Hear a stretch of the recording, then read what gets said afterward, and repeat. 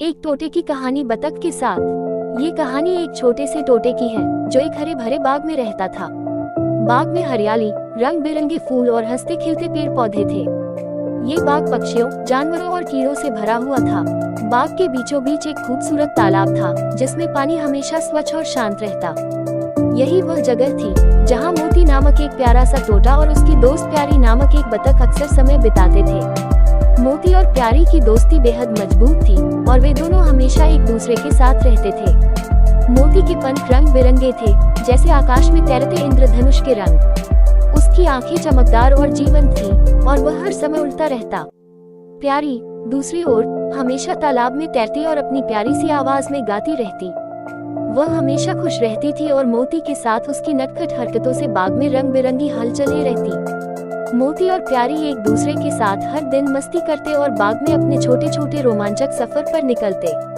वे अक्सर एक साथ तालाब के पास खेलते थे। मोती उड़ते उड़ते प्यारी के पास आता और उसे अपने पंखों से हवा में लहराता। फिर वह प्यारी के पीछे पीछे उड़ने की कोशिश करता। प्यारी भी उसे अपने रास्ते पर तैरने देती और दोनों एक दूसरे के साथ कभी हंसी मजाक करते, कभी एक दूसरे को चिढ़ाते। तालाब में तैरते हुए प्यारी मोती से कहती, क्या तुम भी मेरे जैसा पानी में तैर सकते हो? मोती हंसते हुए कहता, नहीं प्यारी, मैं तो आकाश का राजा हूँ, लेकिन मैं तुम्हारे साथ तालाब में कभी कभी डुबकी जरूर लगाता हूँ। उनकी ये दोस्ती बाग में रहने वाले सभी जीवों के लिए एक मिसाल बन चुकी थी। सब उन्हें देखते और उनकी दोस्ती से प्रेरणा लेते। लेकिन एक दिन जब सब कुछ शांत था और बाग में कोई परेशानी नहीं थी, एक बड़ा संकट आ गया। एक शिकारी बाग के पास आया और उसने अपने जाल लगाए। वह चाहता था कि बाग के पक्षी और अन्य जानवर उसे मिल जाएं ताकि वह उन्हें पकड़ सके। शिकारी ने बड़ी चालाकी से जाल बिछाया और छिपकर इंतजार करने लगा।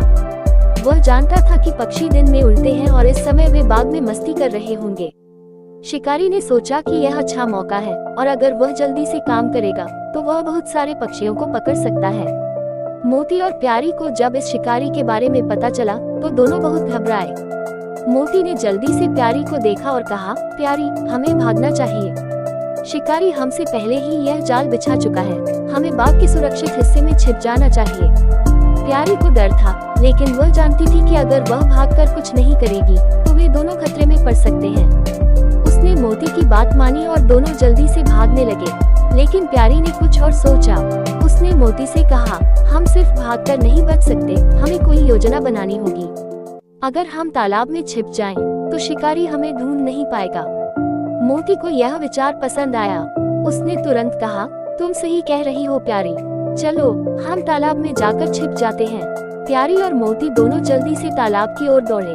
तालाब के पानी में छिप जाने के बाद वे चुपचाप बैठ गए और शिकारी का इंतजार करने लगे। शिकारी बाग के अंदर आया और जाल फैलाने लगा। वह उत्साहित था क्योंकि उसे लगा कि अब वह बहुत जल्द अपने शिकार को पकड़ लेगा। लेकिन तालाब में चुपचाप बैठे मोती और प्यारी को वह कभी नहीं देख सका। शिकारी काफी देर तक ढूंढता रहा, लेकिन वह किसी भी पक्षी को पकड़ नहीं सका। धीरे धीरे वह हार मानकर बाग से बाहर चला गया। जब शिकारी चला गया तो मोती और प्यारी ने राहत की सांस ली। उन्होंने मिलकर अपने दोस्तों को चेतावनी दी और सबको बताया कि शिकारी अब बाग में नहीं है। सभी जानवरों और पक्षियों ने मोती और प्यारी की सूझबूझ की सराहना की। मोती और प्यारी दोनों की दोस्ती और भी गहरी हो गई थी। इस घटना ने उन्हें ये सिखाया कि अगर दो दोस्त मिलकर काम करें तो कोई भी समस्या हल की जा सकती है।